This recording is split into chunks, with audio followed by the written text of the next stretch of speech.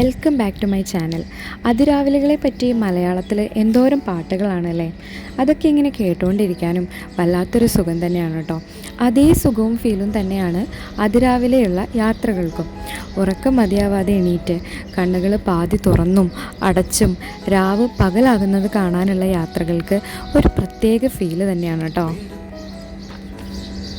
മേടപ്പൂ പട്ടും ചുറ്റി കണ്ണോരം നിന്നെ കാണുമ്പോൾ ഈ പുലരികളഴക്,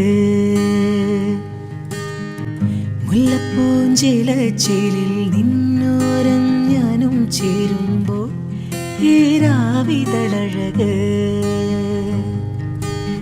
അതിരാവിലെ നഗരങ്ങൾക്ക് മറ്റൊരു മുഖമാണ്, കുറച്ചുകൂടി നിഷ്കളങ്കമാണ്. തിരക്കുകളെ നേരിടാൻ വേണ്ടിയിട്ട് ആളുകളെ പോലെ തന്നെ നഗരങ്ങളിലെ പ്രകൃതിയും ഒരുങ്ങുന്നത് നമുക്ക് പുലർച്ചകളിൽ കാണാൻ സാധിക്കും കേട്ടോ. കാണാത്ത കാഴ്ചകൾ, കേൾക്കാത്ത ശബ്ദങ്ങൾ, ഇതൊക്കെ അതിരാവിലെ നഗരങ്ങളിൽ ചെന്നാൽ നമുക്ക് എക്സ്പീരിയൻസ് ചെയ്യാൻ പറ്റും. പുലർച്ചെ ഒരിടത്ത് ചെന്ന് പ്രകൃതിയിലേക്ക് കണ്ണും തുറന്നിരിക്കുമ്പോൾ ഉള്ളിൽ നിന്ന് നമ്മളറിയാതെ തന്നെ ഒരുപാട് കാര്യങ്ങൾ പുറത്തേക്ക് ഇറങ്ങിപ്പോകും കേട്ടോ.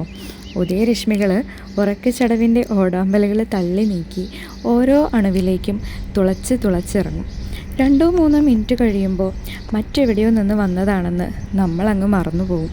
നമ്മളവിടെ കാലങ്ങളായിട്ട് ഒഴുക്കുവെള്ളത്തിൻ്റെ ഇരമ്പലും ഓളവും സൂര്യകിരണങ്ങളും ഏറ്റ് ആഴത്തിലേക്ക് വേരാഴ്ത്തി നിൽക്കുന്ന കമ്മൽപ്പൂ ചെടിയാണെന്ന് നമ്മളങ്ങ് വിചാരിക്കും.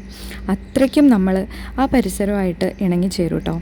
ജീവിതത്തിൻ്റെ തിരക്കേറിയ ഓട്ടപ്പാച്ചിലിനിടയ്ക്ക് ഒന്ന് പോസ് ചെയ്തിട്ട് പുലർച്ചകളിലേക്ക് ഉറക്കച്ചടവോടെ കണ്ണു തുറക്കുന്നത് അഴകാണ്, അലിവാണ്, കുളിരാണ്, അതിമനോഹരാണ്. എക്സ്പീരിയൻസ് ചെയ്യണം കേട്ടോ. എല്ലാവർക്കും നല്ലൊരു ദിവസം ആശംസിക്കുന്നു.